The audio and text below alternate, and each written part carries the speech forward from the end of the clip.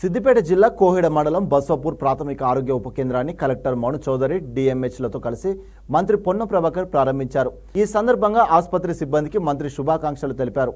మంత్రి మాట్లాడుతూ మనమందరం ఆరోగ్యంగా ఉండాలంటే డాక్టర్ల సలహాలు పాటించాలన్నారు. సామాజిక బాధ్యతగా పాత టైర్లు నీటి గోళీలను తొలగించుకోవాలని సూచించారు. మురుగునీరు నిల్వ లేకుండా చూసుకోవాలన్న ఆయన దోమలను నివారించేందుకు గ్రామ పంచాయతీ సిబ్బంది అధికారులు పారిశుద్ధ్యంపై ప్రత్యేక దృష్టి సారించాలన్నారు. గ్రామంలో జ్వరం కేసులు అధికంగా ఉన్నందున అందరూ జాగ్రత్తగా వ్యవహరించాలన్నారు.